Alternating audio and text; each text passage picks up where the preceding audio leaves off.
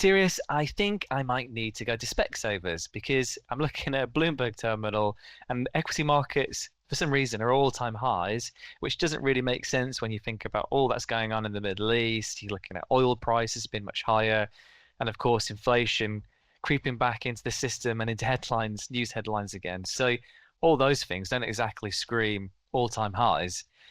So I've got a very simple question for you, which is, have investors just lost touch with reality, or are they kind of looking through that noise? I know it does look counterintuitive at first, making new all-time highs while all that news flow feels still quite negative. But I would argue that investors are not completely discounting the risks here. All they're doing is they're filtering them and asking one simple question. Does this shock genuinely change my long-term economic growth outlook or the company profit outlook? And the answer the markets are giving so far, particularly in the equity space, is not enough. A lot of bad news, of course, geopolitics, oil prices, inflation worries, all those indicate so far a severe shock, but not a structural break. And for long-term investors that can take a bit of a longer horizon, that distinction is really what matters. And they try to avoid every headline similar to what we do, and instead focus on what actually changes the medium-term outlook. Okay, so looking through the noise, there's a shock that's happened to the system with what's happened in the Middle East, but the markets are saying that's not going to be something that's going to hurt the markets for a long period of time. So they're kind of looking through that noise. That makes a lot of sense. But it's been a bit of a rough ride this year for markets. They took a wobble earlier this year. Equity markets sold off quite sharply. But from the lowest point earlier in this year, towards the end of March, equities are now up over 10% and at all-time highs. So that's quite a quick turnaround. So what changed? What sparked that turnaround? Well, the big turning point was, of course, a step back from the worst case scenarios. So when tensions were at their peak, markets were fearing for a prolonged disruption of energy flows.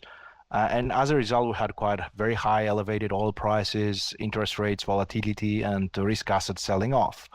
But the moment the market started to sniff that there is a path towards resolution, and particularly the reopening of the strait, that's the most important factor for the investors, those extreme outcomes were dialed back almost mechanically. So people were starting to unwind insurance that they were buying during this event. So as a result, energy prices fell, not back, of course, to where they were previously, because there's still a risk around this. Volatility in interest rates has dropped, and overall, the investors started to become a bit more constructive. The other factor I would argue has been quite important is that the earnings forecasts have not really been downgraded yet. We have seen quite the opposite, actually. We have seen some upgrades in the tech space, as well as, of course, as one would expect, upgrades in the oil equities, given we're looking at higher oil, more elevated oil prices structurally from here.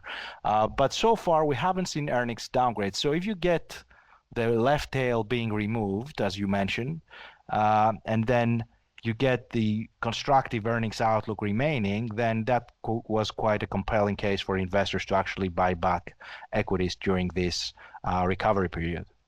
So we've talked a lot about equities, but it's not just an equity story. And the reality is, like, a lot of investors will hold lots of different asset classes, a diverse portfolio, and another big asset class is bonds.